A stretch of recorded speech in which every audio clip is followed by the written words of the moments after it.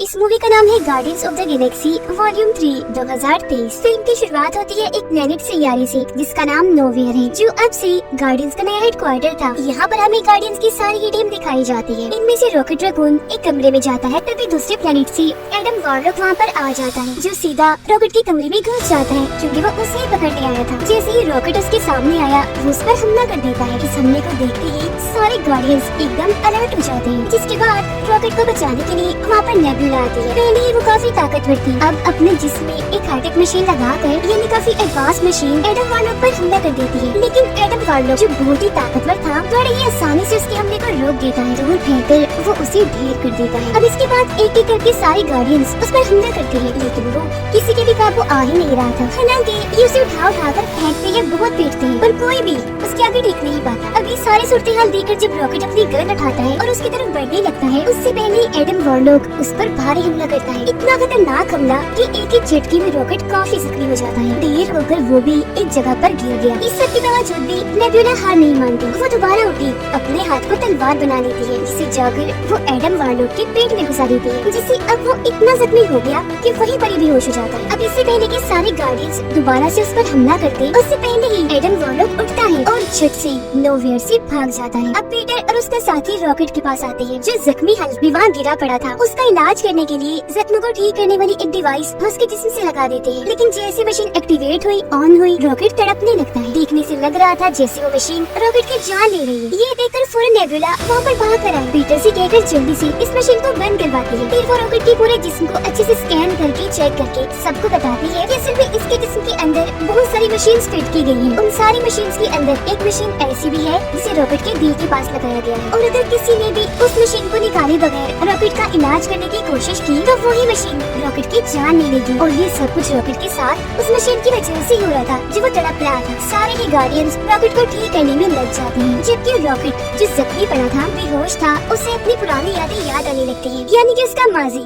गुजरा हुआ वक्त। उसकी यादों में दिखाया जाता है कि बहुत साल पहले रॉकेट एक छोटा सा रैकून था, जो एक जानवर ही होता है, जो अपने जैसे बाकी रैकून्स के साथ एक पिंजरे में कैद था। लेकिन एक दिन हाई एवोल्यूशनरी वहाँ पर आया, उसने रॉकेट को चुरा लिया, जिसके बाद उस पर एक्सपेरिमेंट किया, जिसके बाद रॉकेट का दिमाग बहुत तेज हो जाता है। उसकी जहानत, उसकी ताकत हाई एवोल्यूशनरी से भी काफी ऊपर चली जाती है। लेकिन जैसे एक्सपेरिमेंट पूरा होता है, बेचारे रॉकेट को दूसरी जेल में डाल दिया जाता है, जहाँ उसके जैसे और भी कई सारे जानवर थे। उन्हें भी यहाँ पर कैद करके लाया गया था एक्सपेरिमेंट करने के लिए। वो 3 जानवर थे जिनकी रॉकेट से दोस्ती हो जाती है। उधर नेबुला रॉकेट के पूरे जिस्म को चेक करके ये पता लगवा लेती है कि उसके अंदर जो मशीन फिट की गई है उन्हें कहाँ बनाया गया था। तो वो सभी सोचने लगे कि अगर हम उस जगह पर चले जाएं जहाँ पर इन मशीन्स को बनाया गया था, तो हो सकता है हम रॉकेट को ठीक कर दें। और फिर अगले ही पल वो वहाँ पर जाने का फैसला करते हैं, जो एक दूसरा प्लेनेट था जिसका नाम ऑर्बस था। पीटर अपनी पूरी टीम को तैयार कर लेता है, जबकि अपने 2 साथियों को यहीं पर नोवेयर में ही छोड़कर जाता है और उनसे कहता है कि यहाँ का ख्याल तुम दोनों को रखना है। फौरन बाद बाकी टीम को लेकर पीटर अपने मिशन पर निकल गया। अब हमें दिखाया जाता है हाई एवोल्यूशनरी, जहाँ उसके पास ही एडम वार्लॉक और उसकी मॉम थी। यहाँ एडम वार्लॉक की मॉम हाई एवोल्यूशनरी से कहती है कि मेरा बेटा भी बहुत छोटा है, यही वजह है कि वो मिशन में फेल हो गया, रॉकेट को नहीं ला पाया। जो बात सुनकर हाई एवोल्यूशनरी काफी गुस्से में आ गया, कहता है कि मुझे कैसे भी करके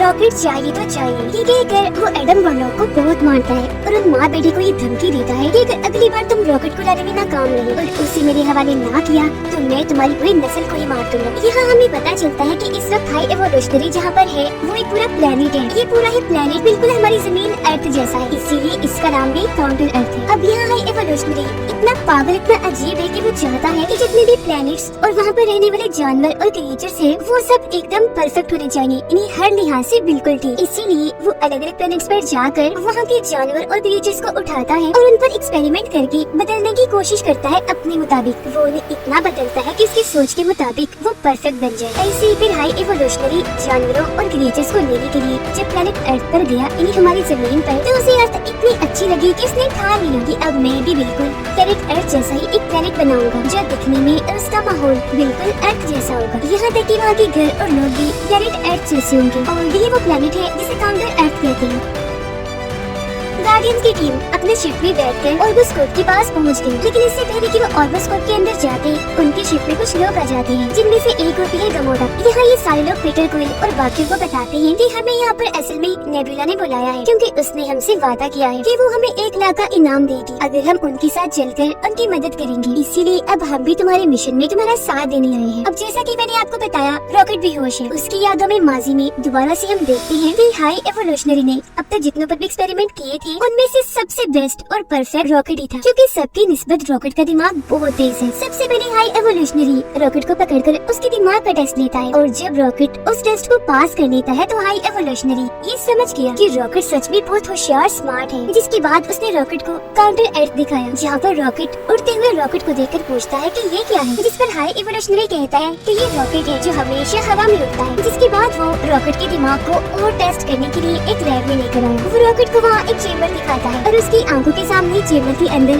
एक टर्टल कछुए को डालता है, और अब वो उस कछुए को बदलने की कोशिश करता है। अब वो कछुआ बदल तो जाता है, लेकिन साथ ही वो बहुत ज्यादा अग्रेसिव गुस्से वाला बन जाता है। ये दिखाते हुए हाई एवोल्यूशनरी रॉकेट को कहता है कि मैं इनको बदल तो पा रहा हूँ, वो भी बिल्कुल परफेक्ट, लेकिन मुझे एक बात की समझ नहीं आ रही कि बदलने के बाद ये इतने गुस्से वाले अग्रेसिव क्यों हो जाते हैं, जबकि मैं तो इनको बिल्कुल शांत बनाना चाहता हूँ। ये सुनकर रॉकेट उस चेम्बर मशीन को देखते हुए हाई एवोल्यूशनरी को बताता है कि इस मशीन में एक गड़बड़ है, एक खराबी है। जब चेम्बर मशीन में डालकर उन सबको बदला जाता है तो उनके बदलने के साथ साथ उनके दिमाग का एक केमिकल भी बदल जाता है, और वही वजह है इन सबके अग्रेसिव गुस्से होने का। तो अगर आप उस केमिकल को ही बदलने से रोक लेंगे तो ये सब बिल्कुल शांत हो जाएंगे जैसे आप चाहते हैं। रॉकेट की बात सुनकर हाई एवोल्यूशनरी बिल्कुल ऐसे ही करता है, और खैर ऐसा करने पर उसको पॉजिटिव रिजल्ट मिलता है। मतलब जैसा उन्होंने सोचा था वैसा ही होता है। हाई एवोल्यूशनरी ये देखकर काफी चौंक भी गया और खुश भी हो गया कि अब मैं अपने एक्सपेरिमेंट में कामयाब हो गया हूँ। हाई एवोल्यूशनरी इतना खुश था कि वो अपने साथियों को कहता है कि मुझे अपने इस प्रोजेक्ट रॉकेट का दिमाग चाहिए, ये बहुत ही स्मार्ट है, बहुत ही ज़हीन है। सच में उसके पास ऐसा दिमाग है जो मेरे पास भी नहीं। साथ ही हाई एवोल्यूशनरी को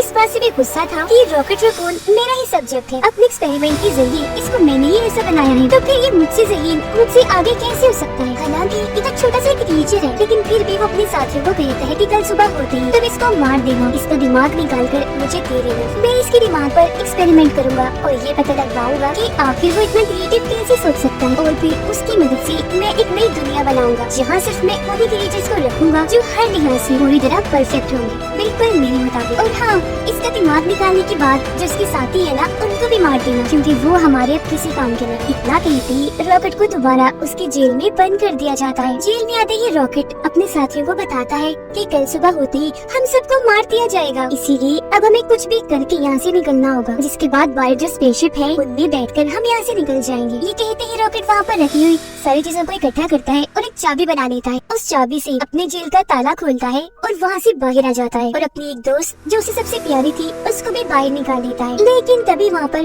हाई एवोल्यूशनरी आ जाता है, जो उसकी दोस्त को गोली मार देता है, जिससे रॉकेट की दोस्त की वहीं पर ही मौत हो जाती है। फिर हाई एवोल्यूशनरी उससे कहता है, मैं जानता था रॉकेट तुम यहाँ से भागने की कोशिश जरूर करोगे, तो इसीलिए मुझे यहाँ पर आना पड़ा, और अब मैं तुम्हारे बाकी साथियों को भी मार दूंगा और अभी के अभी तुम्हारा दिमाग निकाल दूंगा। सुबह तक का इंतजार मैं नहीं करने वाला। अपनी आंखों के सामने ही रॉकेट अपनी दोस्त को मरा हुआ देखकर बहुत दुखी हो जाता है, और अब उसे काफी गुस्सा भी आ गया था। वो हाई एवोल्यूशनरी पर हमला कर देता है, उसका मुंह नोचकर वहाँ से भाग जाता है।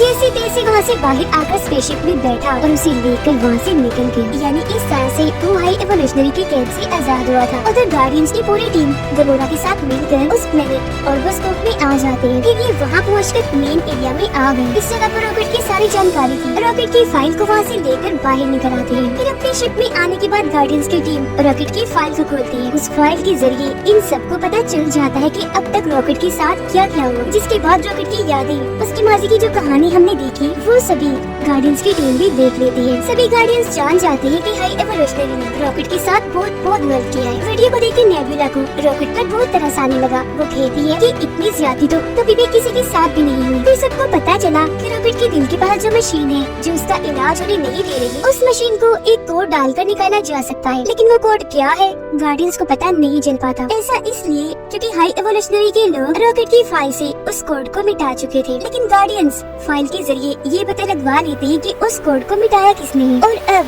उस कोड की जानकारी है किसके पास। तो अब ये फैसला करते हैं कि हम मिलकर उस आदमी के पास जाएंगे और उसे कोड छीनकर रॉकेट की जान बचाएंगे। लेकिन गमोरा ऐसा करने से मना कर देती है और उनसे कहने लगी कि वो आदमी इस वक्त एवोल्यूशनरी के पास है, तो अगर हम वहाँ गए तो सारे मारे जाएंगे, इसीलिए अब मैं तुम्हारा साथ नहीं दे सकती। वो फिर अपने एक साथी को अपनी लोकेशन भेज देती है कि इस वक्त मैं कहाँ हूँ और मुझे जल्दी से लेने आ जाए। लेकिन हम देखते हैं कि उसके साथी को ऑर्बोस्कोप में एडम वॉर्नॉक और उसकी मॉम ने पकड़ लिया है। तो जैसे गमोरा अपनी लोकेशन भेजती है उसके बारे में एडम वॉर्नॉक और उसकी मॉम को भी पता चल गया था, तो इसीलिए वो गार्डियंस को पकड़ने के लिए जाने लगती है। उधर गार्डियंस जैसे ही हाई एवोल्यूशनरी के पास पहुँचते हैं तो वो इन्हें बताता है कि जानते हो मेरा प्लान क्या है, अब मैं तुम सबको मार दूंगा और तुमसे रॉकेट को हासिल कर लूंगा जो मेरा सब्जेक्ट है। ये सब कुछ मैंने ही किया है, तुम्हें यहाँ पर अपने प्लान के जरिए मैंने ही बुलाया है। जिसके बाद अपने लोगों को वे हुक्म देता है कि बाहर गार्डियंस की शिप में रॉकेट है, जल्दी से जाकर उसे ले आओ। फिर हाई एवोल्यूशनरी जाकर अपनी शिप में बैठ जाता है और अपने लोगों को हुक्म देता है कि अब मेरे जाने के बाद इस पूरे प्लेनेट को तबाह कर दो। उसके लोग ऐसे ही करने लगते हैं, शिप को उड़ाकर धीरे धीरे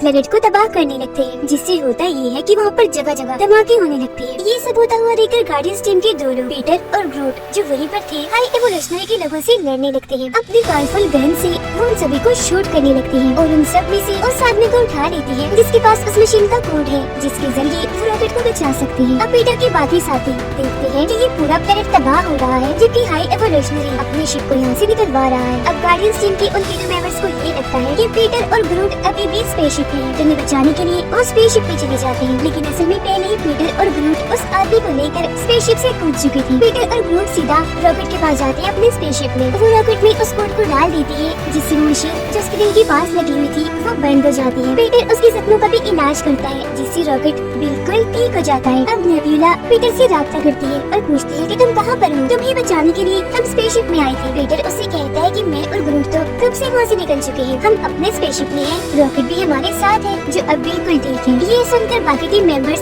जल्दी से उस स्पेसशिप से बाहर निकलने की कोशिश करते हैं, लेकिन पहले वहाँ पर हाई एवोल्यूशनरी आकर उन्हें वहाँ कैद कर देता है। गार्डियंस के वो तीनों मेंबर्स कैद होकर देखते हैं कि यहाँ पर बहुत सारे छोटे छोटे क्रिएचर्स और जानवर हैं जिन्हें हाई एवोल्यूशनरी ने यहाँ पर कैद किया हुआ है क्योंकि वो इन पर एक्सपेरिमेंट करने वाला है। ये देखकर वो सब फैसला करते हैं कि अब हम अकेले ही यहाँ से नहीं जाएंगे बल्कि अब हम इन सबको भी आजाद करके अपने साथ ले जाएंगे। पीटर और उसके बाकी साथी हाई एवोल्यूशनरी की स्पेसशिप के लिए निकल जाते हैं अपने बाकी साथियों को बचाने के लिए। पीटर अपने प्लेनेट नोवेयर पर राब्ता करता है और अपने साथी को कहता है कि जल्दी से यहाँ पर आ जाओ जहाँ पर मैं तुम्हें कहता हूँ। तब उसका साथी ऐसे करता है जो लोकेशन थी हाई एवोल्यूशनरी के स्पेसशिप के बिल्कुल पास। जिसके बाद पीटर अपने साथियों को लेकर उसकी स्पेसशिप में आ जाता है अपने साथियों को बचाने के लिए। यहाँ पर हम हाई एवोल्यूशनरी, उसके साथी और गार्डियंस ऑफ द गैलेक्सी की टीम के बीच जबरदस्त किस्म की लड़ाई को देख पाते हैं। लेकिन क्योंकि गार्डियंस की टीम ज्यादा बहादुर थी तो बहुत अच्छे से उनका सामना करती है और एक जबरदस्त सी लड़ाई के बाद उन्हें हरा देते हैं और फिर आखिरकार वो हाई एवोल्यूशनरी को भी हरा देते हैं। फिर वो सारे मिलकर रॉकेट को कहते हैं कि अब तुम हाई एवोल्यूशनरी को जल्दी से मार दो। लेकिन रॉकेट ऐसा करने से मना कर देता है, अपनी टीम को कहता है कि मैं इसके जैसा नहीं हूँ, अगर हाई एवोल्यूशनरी ऐसा है तो मैं उसके जैसा नहीं बन सकता। इसी के साथ गार्डियंस की टीम हाई एवोल्यूशनरी की शिप में जितने भी लोग, जानवर, क्रिएचर्स बंदी थे उन सबको आजाद करवा लेते हैं। वो फिर उन सबको भी नोवेयर में डाल देते हैं और खुद भी वहीं आ जाते हैं। और ये सब करने में उनका साथ एक डॉग देता है जो पीटर का साथी था क्योंकि वो अपनी ताकतों का इस्तेमाल करके नोवेयर प्लेनेट को हाई एवोल्यूशनरी की स्पेसशिप से जोड़ देता है। लेकिन वो इतनी सारी ताकत लगा चुका था कि बीच में ही उसकी ताकत टूट जाती है जिससे नोवेयर प्लेनेट और हाई एवोल्यूशनरी का स्पेसशिप एक दूसरे से अलग अलग हो जाते हैं। जिससे सारे लोग तो नोवेयर प्लेनेट पर आ गए थे लेकिन पीटर अभी भी हाई एवोल्यूशनरी की स्पेसशिप में था। ये देखकर पीटर काफी घबरा गया। वो लंबा से जंप मारकर कूद कर नोवेयर में आने की कोशिश करता है लेकिन उसके ऐसा करने से वो स्पेस में खुले आसमान में ही लटक जाता है जहाँ उसकी हालत काफी खराब हो जाती है। ऐसा लग रहा था जैसे वो मरने वाला है। लेकिन उससे पहले ही एडम वॉर्नॉक वहाँ पर आया और पीटर को उठाकर नोवेयर में ले जाता है जिससे उसकी जान बच जाती है। जिसके बाद सारे गार्डियंस ये फैसला करते हैं कि अब हम इन सभी जानवर, क्रिएचर्स और इंसानों को लेकर एक नई दुनिया बनाएंगे जहाँ वो उन सबको एक अच्छी जिंदगी देंगे और उन सबको वो बनने देंगे जो उनकी ख्वाहिश है। अब पीटर रॉकेट को guardians of the Galaxy team का लीडर बना आकर अपने साथियों को कहता है कि मैं बचपन से ही स्पेस में हूँ, इन्हीं दूसरे प्लेनेट पर इतने अरसे से अपनी फैमिली से दूर, लेकिन अभी भी जमीन पर मेरे नाना जी जिंदा होंगे, मुझे उनसे मिलने जाना है। तो कुछ टाइम के लिए मैं अपने काम से ब्रेक ले रहा हूँ। जिसके बाद गमोरा और पीटर की एक और साथी अपने अपने सफर पर निकल जाती है, क्योंकि उन दोनों को भी वो करने की ख्वाहिश थी जो वो खुद करना चाहती है। अब उनके बाद जितने भी लोग बचते हैं उन सबको एक करके रॉकेट एक टीम बनाता है, जिनकी अब इस नई टीम के अंदर एडम वॉर्लॉक भी होता है, क्योंकि वो सुधर गया था। पीटर जमीन पर आ गया था, जहाँ आकर वो अपने नाना जी से मिलता है। वो भी उसे देखकर बहुत खुश हो जाते हैं। नोवेयर में गार्डियंस ऑफ द गैलेक्सी का एक मेंबर डांस कर रहा होता है। उसे देखकर वहाँ पर जो बच्चे थे वो भी डांस करने लगते हैं, और उनको देखकर गार्डियंस ऑफ द गैलेक्सी की बाकी टीम भी नाचने लगती है, क्योंकि उन्हें अपनी ये जिंदगी बहुत पसंद आ रही थी। अब वो बहुत खुश थे। और इसी के साथ ये शानदार मूवी इधर ही खत्म हो जाती है।